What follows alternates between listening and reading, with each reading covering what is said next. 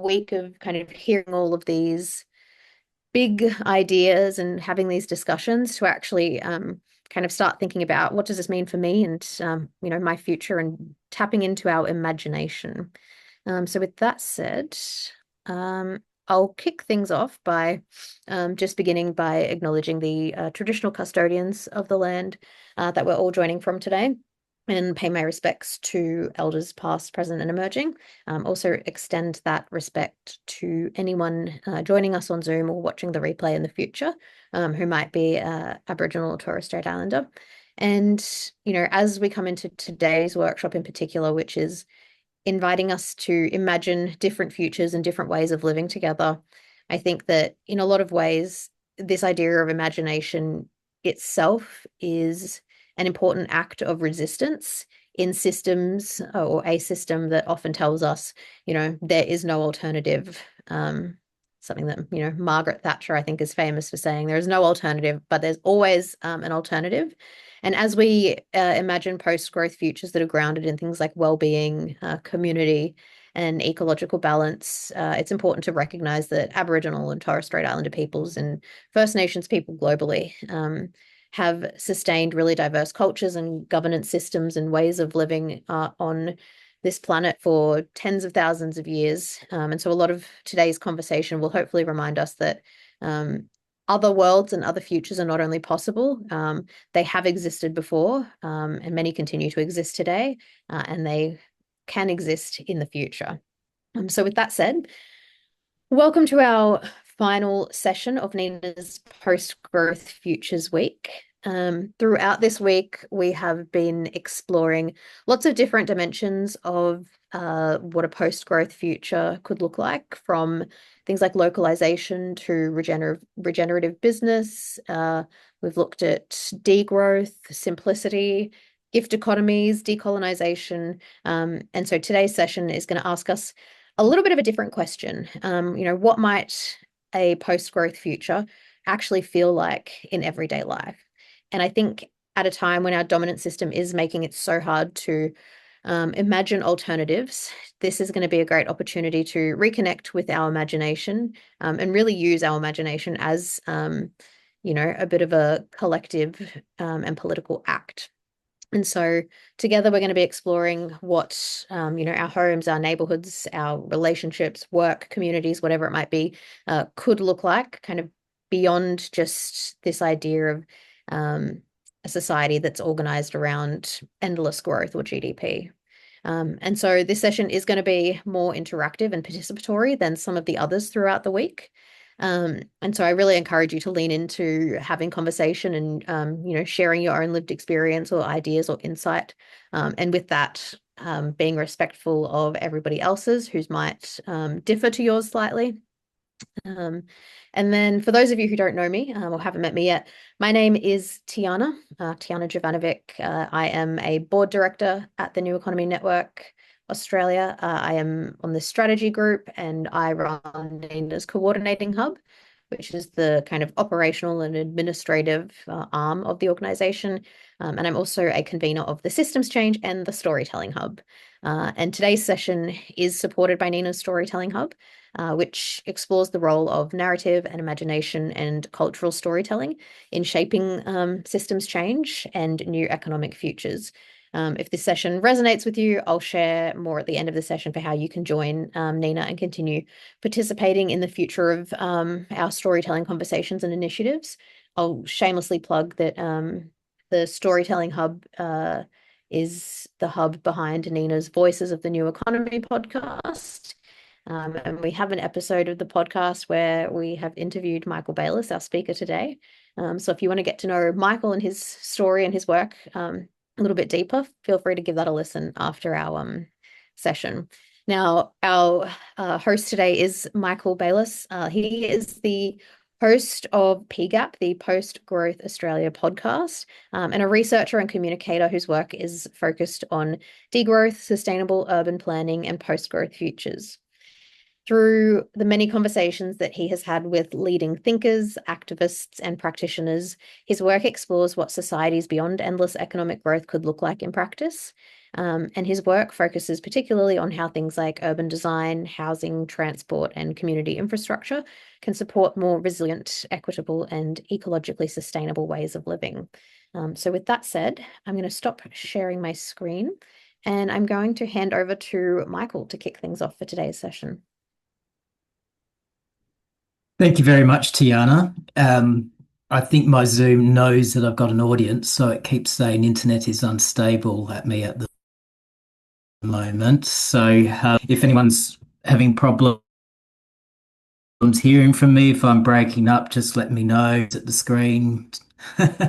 I'm meeting with you all from Kinjaling, Albany on Manang Nunabuja. I wish to pay my respects past, present, and emerging. And also my huge thanks to Tiana for pulling off such an amazing week-long online event this week. I've learned such from the events that I've been able to attend to and look forward to seeing the rest online in a few days. Now, you're all going to be the stars and co-creators of this workshop in about 15 minutes, but I thought I might just give about, 15 minutes of a bit of a preamble and also start with my vision of a day-to-day life in a new economy. So, since I started Post Growth Australia 6 years ago, one of the questions I always try to ask my guests towards the end of each episode is, indeed, what would a day-to-day life in a post-growth future look like to you? What would look similar and what would look different? And one of the aims of the podcast was to turn some of these theoretical ideas around post-growth economies into something a little bit more lived in and tangible. I was inspired by books such as Dr. Samuel Alexander's Entropia, which I believe successfully captured post-growth life through fictional storytelling in a way that allowed me to feel and contextualize it far more clearly than academic discussion on its own could.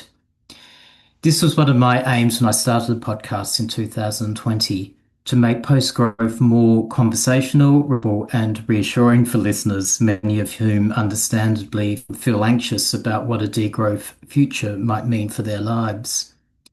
So this question, what would a day in the life of a new economy look like for you, has received a kaleidoscope of responses from PGAP guests to date. Some people answer quickly and specifically. One guest said, I envision a future in which degrowth is a primary focus in legacy media and degrowth experts are household names.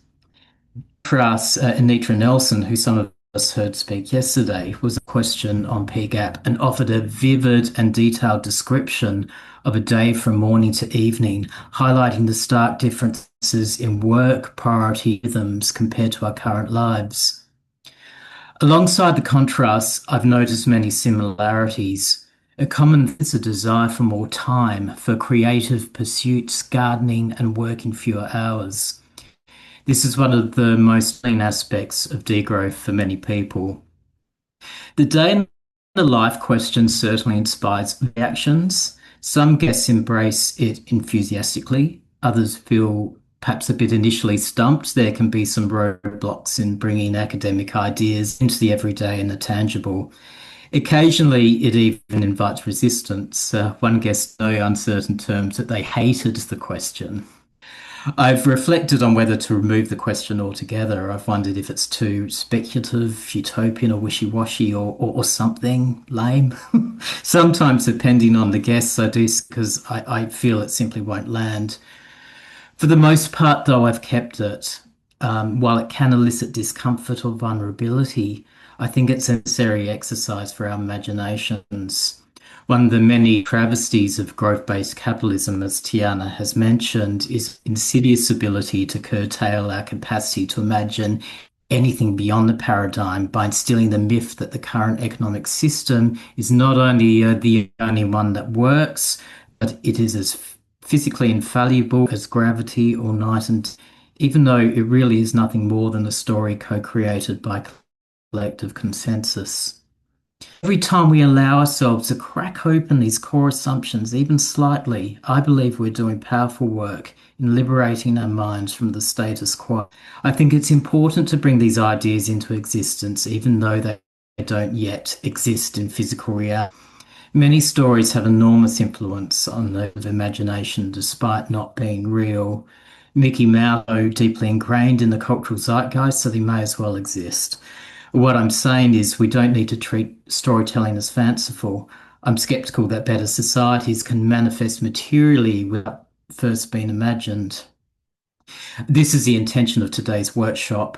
In a few moments, we'll break into smaller groups and support each other in brainstorming our own vision of a day in the life of economy. I appreciate the bravery of everyone here, not as the subject matter, but because personally, as an introvert, I find Zoom breakout rooms fairly daunting.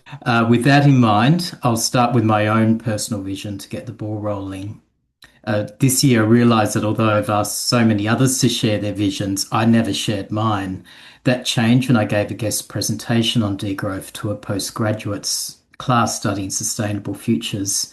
I gave them the option of hearing my garbled, half-baked version, hoping they wouldn't take me up on it. Unfortunately, they did, and more nervous than I've ever been, I ad-libbed my way through it. To my immense relief, they later told me it was part of the presentation because it made the theory seem more real.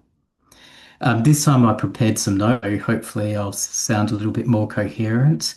My vision crystallized last winter when I made a pilgrimage to my old cabin in the Perth Hills. To get there, you pass through Midland, a commercial, industrialised, congested part of Perth that feels like a state case study in late stage capitalist planning. But as soon as you turn uphill into the tiny suburb of Boyer, it feels like entering another dimension. Suddenly, the scale fits more seamlessly into the natural landscape. The log cabin sits within a rock garden of grass trees, calothamna, and visiting mobs of kangaroos and bandicoots. The garden straight into a national park.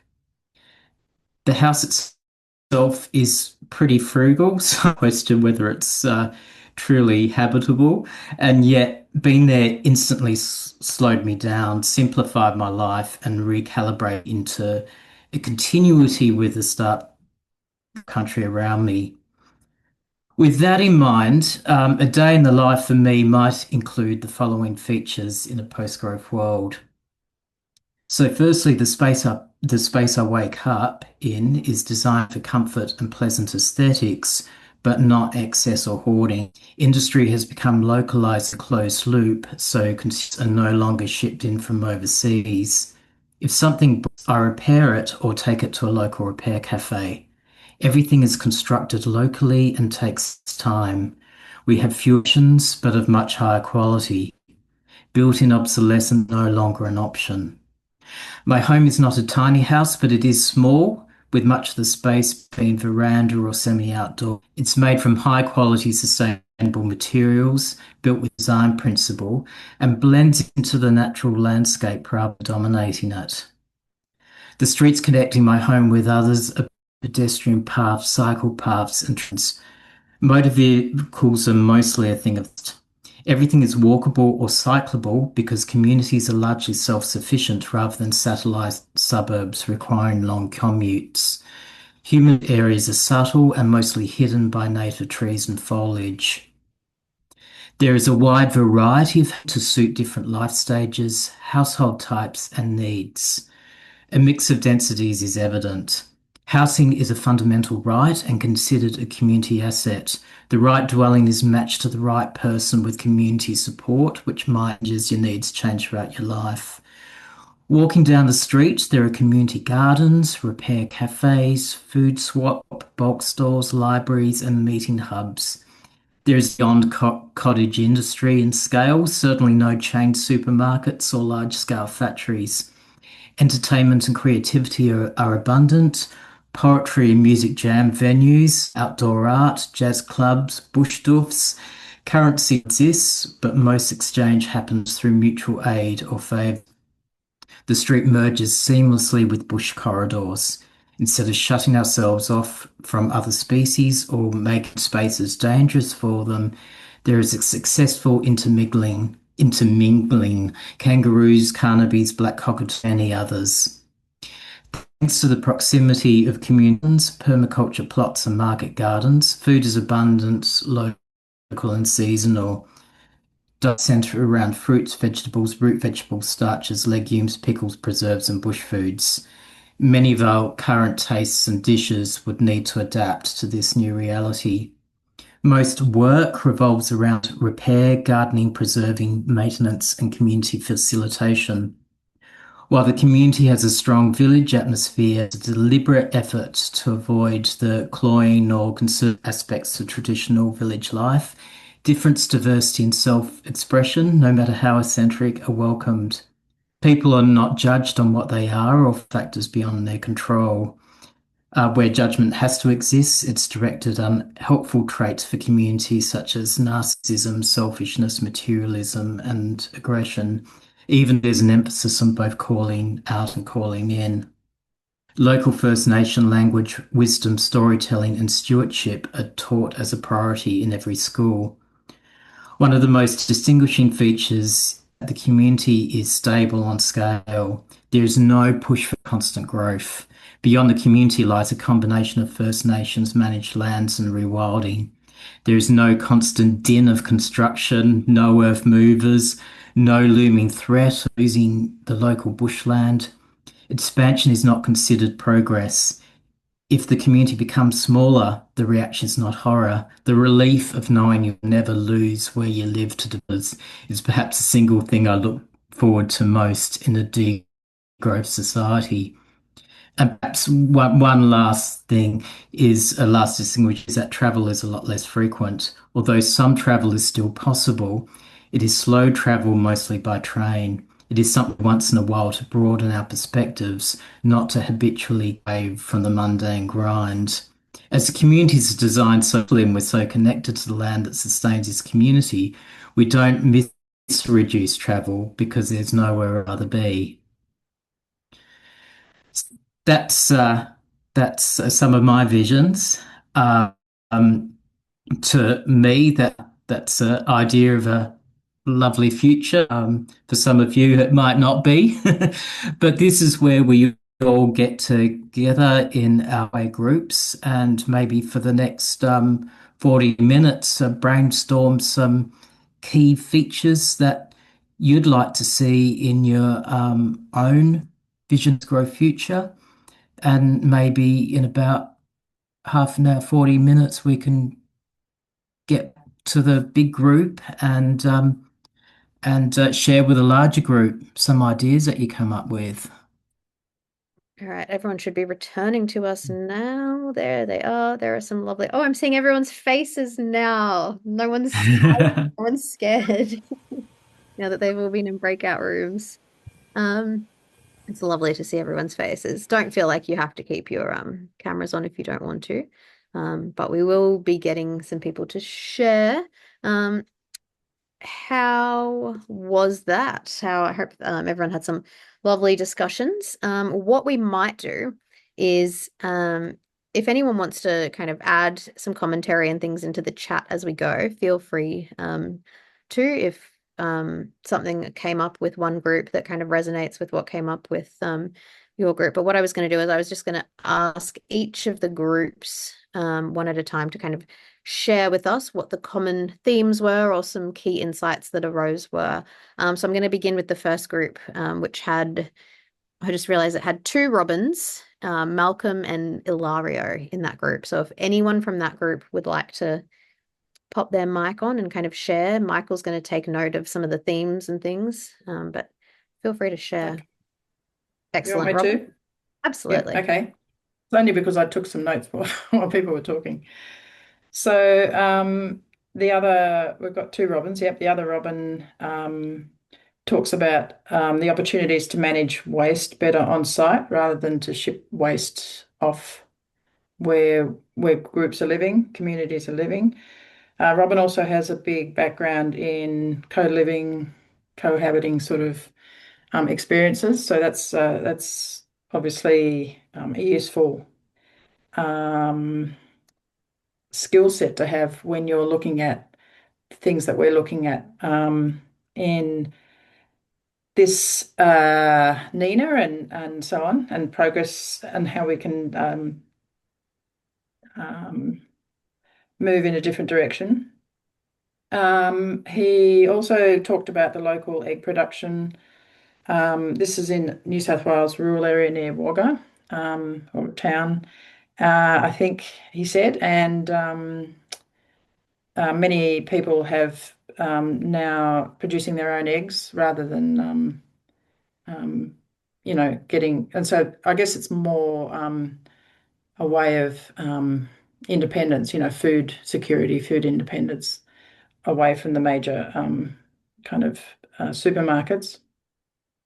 Malcolm talked about a composting group and how and that was successful, but how other decisions about green waste in his area, which is Central Victoria, I think, Castlemaine, um, had sort of unintended consequences about uh, um, how waste was dealt with, and so and the viability of a local business to manage waste.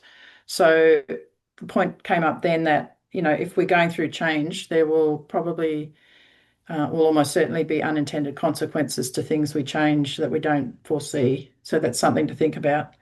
And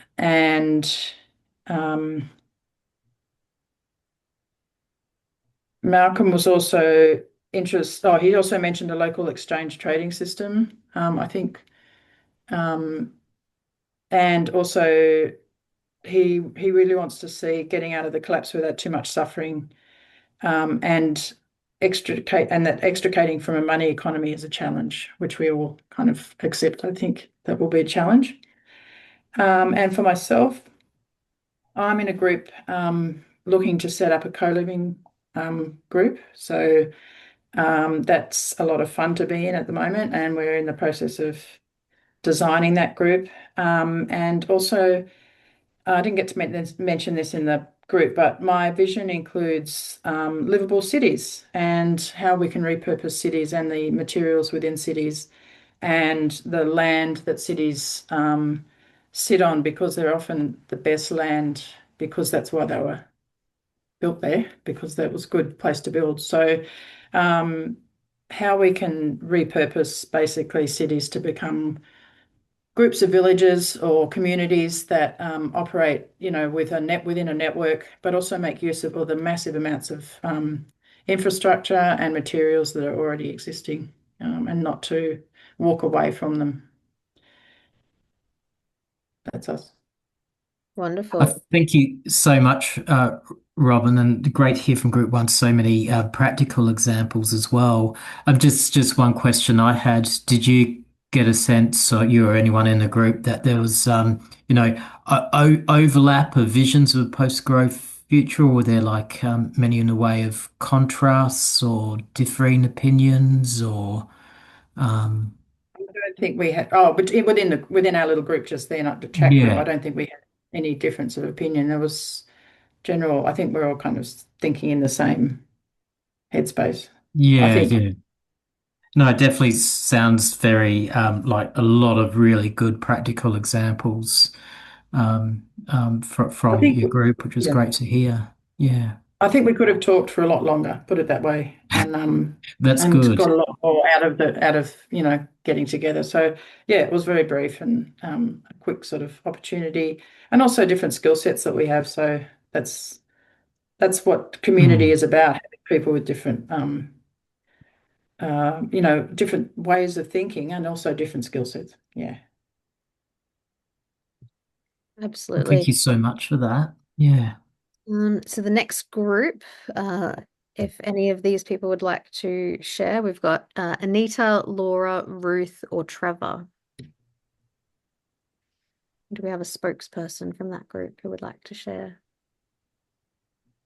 I could see them doing the awkward smiles. I don't know if I should have a go. I think we had like some more sort of differences of opinion, I suppose, in our group. But I think I think we kind of came to the conclusion that, yeah, like there is an Indigenous style of living, which obviously worked very well for a long time, but we can't really do that now. Other people, apart from me, were living in more sort of rural locations. I live in the city of Perth. So we were sort of contrasting our ideas about that. I'm just seeing a comment from Trevor here. I don't know if he wants to jump in. But yeah, Trevor sort of brought up the idea of like, you know, it's all very well talking about local communities and growing your own stuff, but we can't necessarily do that in the cities, which I agreed with. I guess I was highlighting other sort of ideas about community and how, yeah, like there's lots of people doing voluntary community work that is not necessarily associated with actually living in communities, but more things like your community sheds and choirs and, you know, PNC, all of these other organisations that people contribute to. And also the sort of, I think we disagreed about the sort of idea of collapse being inevitable. I guess, and there were people talking about the past and how, like, you know, people didn't have much and they pulled together sort of post World War II. So the idea that I put was that, well, we might be going back to that. Like, you know, if there are sort of disasters and things like that happen, that we might actually grow closer together as communities and value people and communities more through experiencing those events together. So I don't know, have I sort of encompassed what people said? Do people want to like put in anything else? Mm. I'll just add that Trevor has popped in the chat how Michael's day in the life that he shared is one that assumes a relatively low population density, so not urban, and it doesn't consider that most people that are engaged most of the time working the land for their basic nutrition, digging, weeding, watering, harvesting, preserving, processing waste for fertilizer, composting. Relatively few people will have much time for creative arts, and it assumes relatively good rainfall and soil. I don't know if anyone else wants to share that. I don't know if this is Trevor's necessarily his vision for what a post-growth future would look like, or if this is maybe his prediction for where we're heading based on the current circumstances that we find ourselves in. Well, I I don't know think if anyone. yeah, what one of this is just from. Sorry, I was going to say, my concern is that Michael's view is a bit rosy, and that we're not going to get to. I guess I'm looking medium to long term. I guess I guess you'd probably call me a collapse person. I think that we're really going to go through some significant declines in the systems that support us, the water, the food, the electronics, whatever. I think we're not going to get to a stable situation until we've gone a long way through collapse. And like Laura, I accept that when that happens and during that process and when it happens after it, if there is ever is an after, yeah, people will come together. They work together in communities, small and large, and cooperate, and they'll have to do with much fewer resources and somehow manage. And I'm sure the human ingenuity will lead to something. I don't know what it is, and I guess I'm on the same beam as Sarah Wilson. You know, we have to accept that that's what's going to happen and go into it and be prepared to be fully human and do what we can and relate to people as well as we can and make the most of whatever turns up. But yeah, I don't know that Michael's day in the life. I think it's a little rosy from my point of view, put it that way. I think we're going to go through some very difficult and hard times before we get anywhere near that. And of course, that, I guess the thing I said there, not urban, 5 million people living in dense urban congregations in Melbourne and Sydney and the various other capital cities. They're on some of the best agricultural land. What are we going to do? Destroy all the suburbs that grew out over the market gardens that were initially established, post-war. We planted houses on all the market gardens, all the best soil. There'll be a lot of second-hand building materials when we move all those houses out of the way so we can grow food, won't there? Yeah. I just quickly, I think the wonderful thing that we saw even in our very small representative group was all the dynamics that come into play when we try to shift into a place of imagining. And so they were all kind of brought into the room in different ways, and seeing that as as a very important part of the process of imagining, because they're like, where are we at now? Where were we? What are all those impacting? And, we covered a lot of ground between just four of us, that we could bring into the room. So, really important part of the path towards imagining, and creating, and also aligning. I think we talked about that there's a greater intelligence as well at work, and the Great Mother herself has an extraordinary intelligence with this whole thing, and how do we sit in relationship to that too? So it was a great, all four of us coming from all different places. So yeah, just wanted to give value to that as well.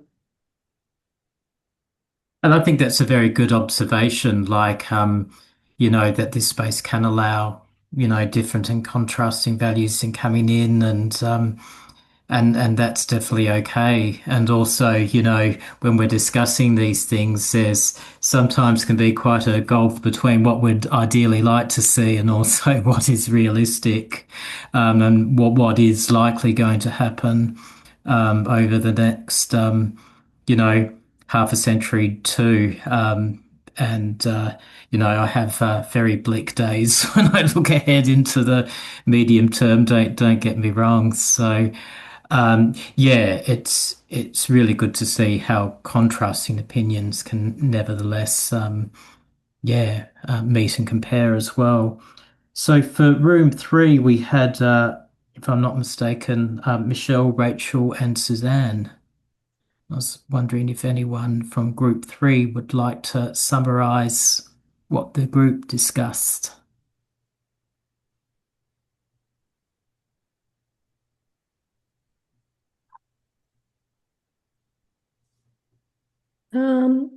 I'll, I suppose just surmise that, like the majority of, I think, what came through for us, although we had different perspectives on elements of what we were experiencing ourselves, what has been touched on already in terms of rural versus city, and what you've also mentioned too, Michael, like the idealism versus the reality of where we sit, or what we've experienced to date.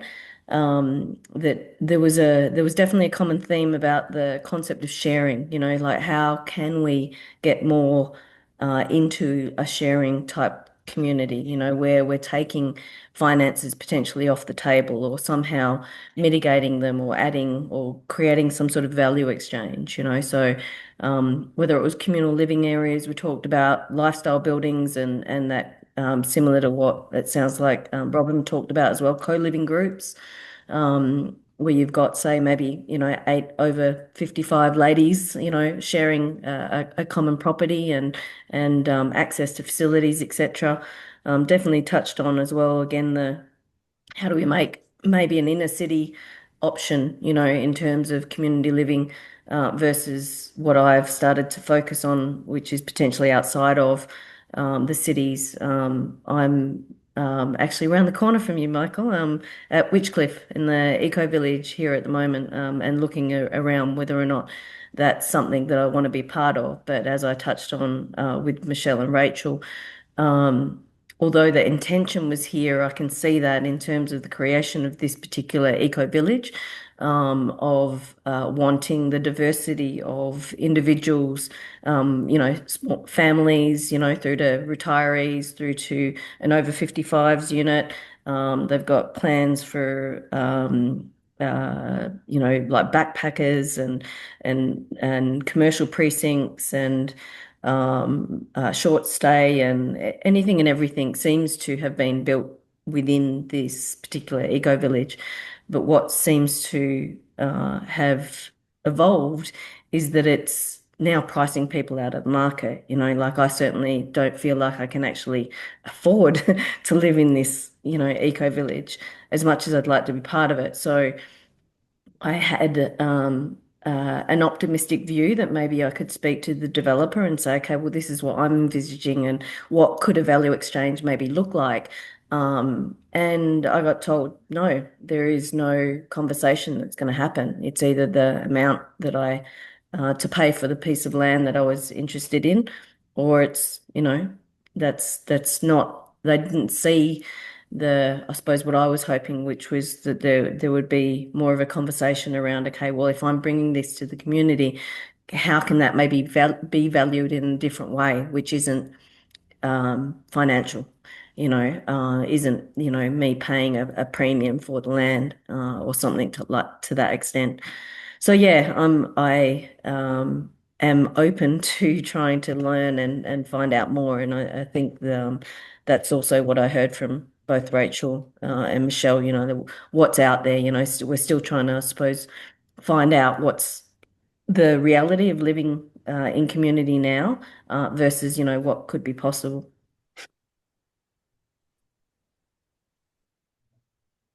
Thank Yeah, you. just writing some notes.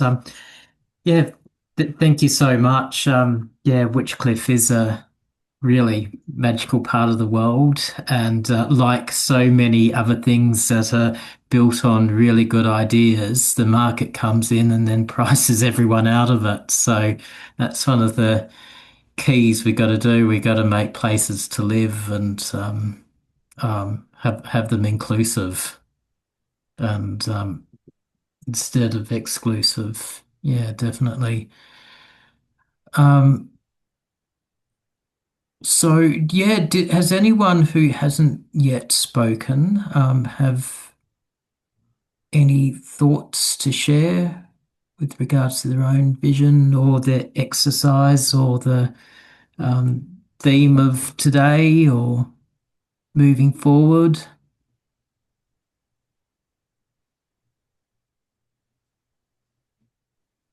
Sounds to me like Witchcliff Shit. is a classic example of um, the the impact, the over, of neoclassical growth economics, which is what NENA's all about, trying to do something about. So living without growth. How do we do that? We certainly can't do that with our current financial system. It just overrules everything, and yeah, anything that's got any quote value is suddenly priced to be of high value, and it's whether you've got the money or not matters more than who you are, what you are, what else you can bring. So how we escape from that smoothly or quietly, I do not know, and I suspect it's not going to happen easily. Some parts of the world, I mean, in the Islamic countries, they don't have interest, and their interest is banned. So maybe they've got an answer. Then again, many people would look at the Islamic parts of the world and say, well, I don't really want to live in those kind of places because of some of the other aspects of their ideology and way of life. Yeah, how do we find a happy medium? I don't know. Mm, absolutely. I think that's something that you should speak to Tarek, the facilitator of the other sessions. He's big on Islamic banking. Myself and Tarek, both of our parents are from the former Yugoslavia, but he's Bosnian, and he's very big on the Islamic banking and bringing that to Australia. And apparently, it's been tried in the past. And it's something that he wants to see happen, which I think is very interesting. But I can see that Malcolm has raised his, if Malcolm wants to share something. I'd just like to share an opinion which reflects my perception of the reality of where we are. We know that we're passing the ecological humanity's demand for the ecological resources exceeds what the planet can regenerate annually by various numbers, 4 to 1 or 2 to 1 or whatever. But the problem with that is that if that carries on, you're guaranteed collapse. There's no question about that. And in the history of civilizations, collapse has never been a happy thing to invoke. I'll recommend a really excellent book, which is a bit thick. It's called Goliath's Curse. Curse, which is about, its subtitle is The History and Future of Societal Collapse. And I won't go into it. It's well worth a read if you've got a few days to spare.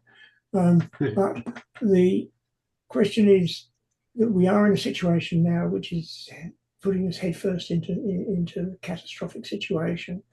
And the short-term problem has to be, in my opinion, to get a mature understanding of what that means.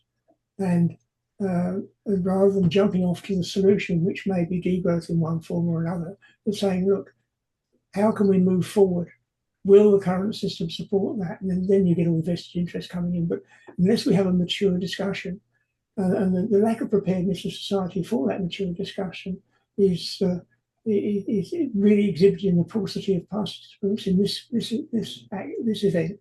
None of our Zoom meetings have had had over 100 people in, and so I feel that moving from where we are now is a stepwise approach with a set of changing short-term goals with a major long-term goal. The major long-term goal has to be a conflict-free existence of 8 billion people within the boundaries of the resources available.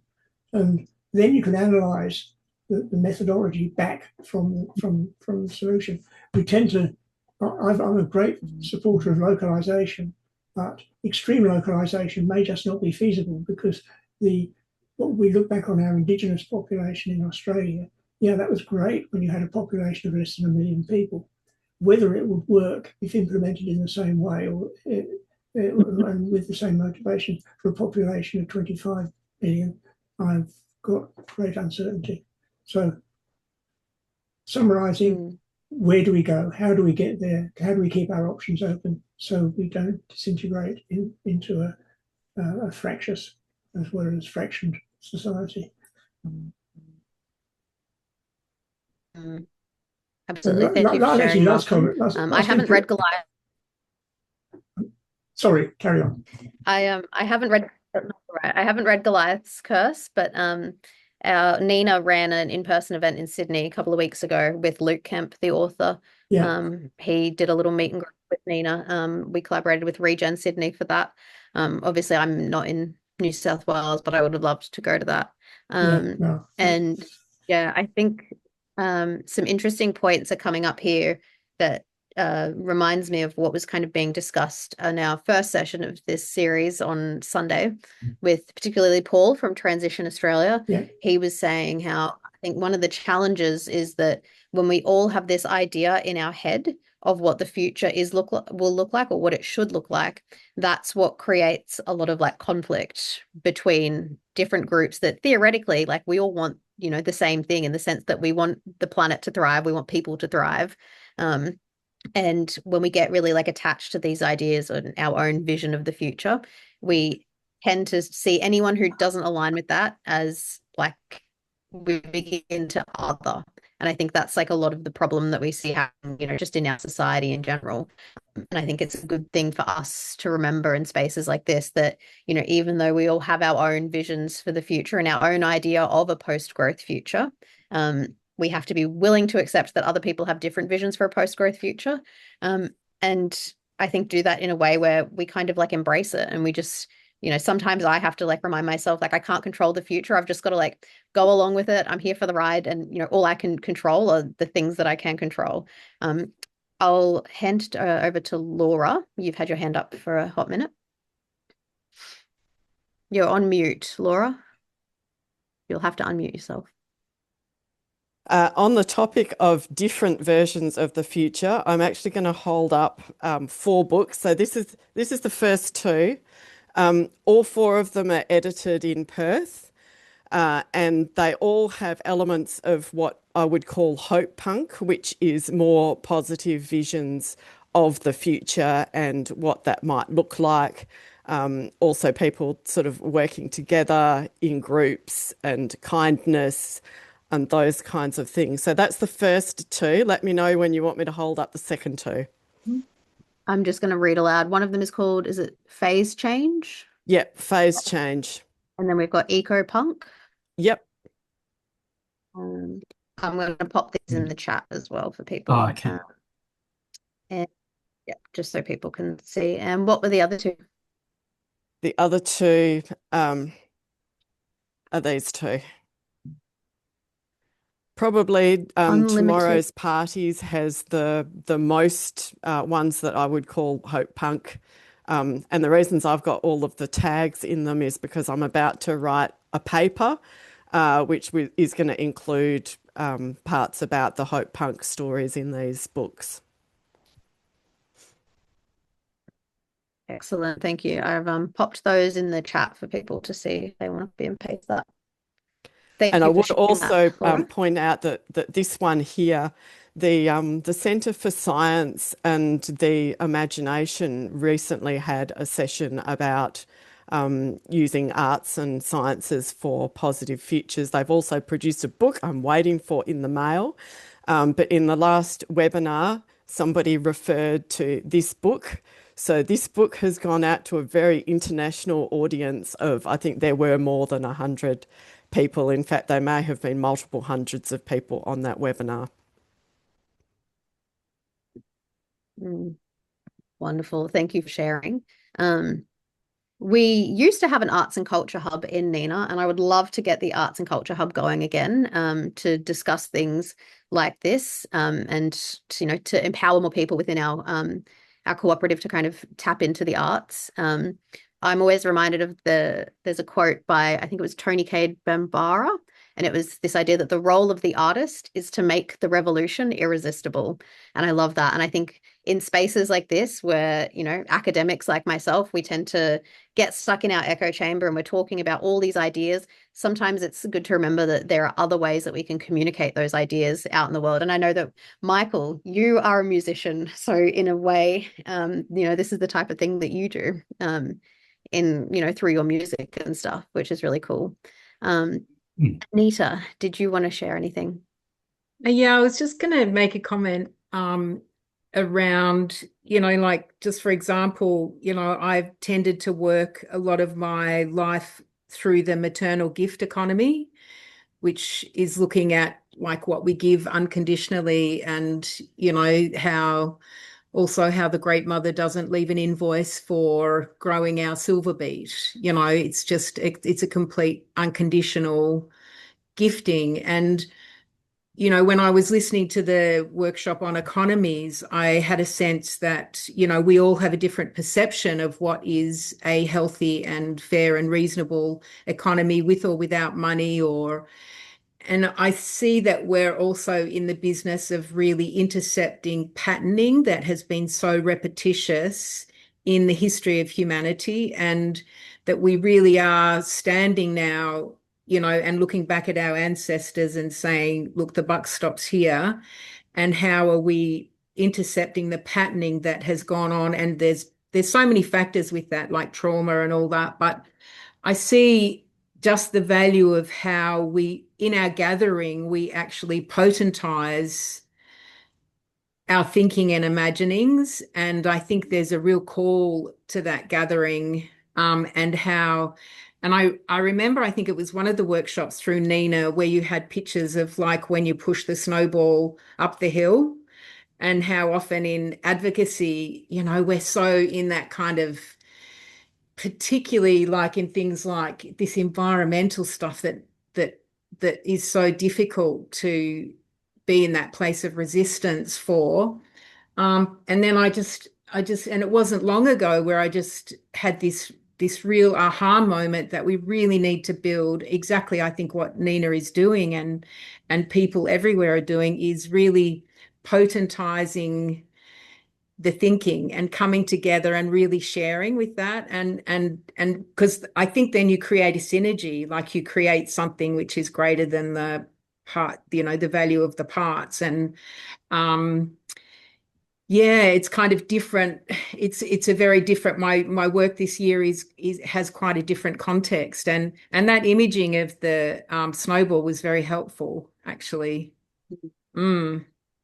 That was the session that I ran. I think it was in partnership with my organization, the Humanitarian Changemakers Network, and it was all about theory of change and how so much of the work that we do, we begin by focusing on the problem. And when we focus on problems, the work that we're doing is only ever problem solving. And that's kind of this image of trying to push the snowball up the hill. But the work that we have to do as change makers, like creating change, is very different to just problem solving. Problem solving is reactive, it's in the present moment. But in order to actually create change and change, the very conditions that are creating that problem, that's where I think it's important to begin, by having a vision of the future that we're working towards, and kind of seeing that the present reality that we're in, and then that vision that we're working towards, and then using the work that we do and the solutions that we create as kind of like the bridge between where we currently are and where we want to get to. And that bridge will solve the problems and move us towards that future. And that's why I think it's so important that we have spaces like this session that Michael has hosted for us today, where we actually begin to kind of think about what that vision for the future that we might work towards is.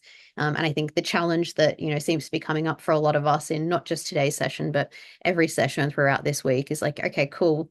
I love this, but like, what do I do? How do we get there? And that's the challenge, I think, for anyone who's doing this work. And something that I hope that we can, kind of use Post-Growth Futures Week as a bit of a catalyst to then begin to kind of explore. So with that said, I don't know if Michael wants to share anything else before I wrap things up for today's session, our final session. Oh, just very quickly, thanks everyone for coming and taking part in this and sharing your ideas. I learnt so much, including a lot of reading material as well. Moving forward, I think there's about 5 books here to read. So thank you all very much for this. We're very inspired by everyone who attended. Mm. Absolutely. Well, thank you, Michael, first of all, for being here and sharing your wisdom. And for anybody who's looking for something to listen to, definitely check out Michael's podcast, the Post Growth Australia podcast. He's got some great episodes on there. There's an episode with me if you guys want to get to know me a little bit better. But I'm sure after 5 days or 6 days of these sessions, you're probably a little bit sick of my face. But I really want to thank everyone for being here and for coming to all of the sessions. This was a somewhat last minute event that I put together. I kind of just I felt very inspired, and we've been talking in the strategic direction group at NENA about what we want to focus on in the coming months. And I thought it would be really great if we could do a NENA week every single quarter. And I organized we did some events for Reclaim the Economy Week back in the start of the year with the Wellbeing Economy, We All Australia. And then I thought, let's aim for a week every quarter. And then I looked at the calendar and I thought, well, Q2 ends pretty soon. And so I put this together. But obviously, it's been a great week, and it wouldn't have been the week that it was without both our wonderful speakers that we've had and also you guys as participants. And so the replays for all of the sessions so far are up on the NENA YouTube channel. Feel free to share them with people that you think would like them that haven't been able to join us. This replay will be up by tomorrow. And, if this session has kind of sparked something in you, it's maybe reminded you of the importance of imagination and narratives and storytelling. We'd love to have you in the NENA Sphere, our new membership platform that we launched this week. Again, as a reminder, if you are a current NENA member, you would have received an email on the 17th of June from me to explain how you can access the platform. If you're not a NENA member, it's $30 is the membership fee, or $20 for concessions or unwaged. And, I'd love to have you join us in the NENA Sphere, and particularly in the Storytelling Hub. Like I mentioned, the Storytelling Hub is kind of behind our podcast that we have, Voices of the New Economy. And I have lots of ideas for other projects and things that I would love the Storytelling Hub to work on. And so it would be great to get some members in the Storytelling Hub who are keen to do this stuff with me. So thank you all for being part of Post-Growth Futures Week. And I will let you all go and enjoy your Friday afternoon, and have a wonderful weekend, everybody.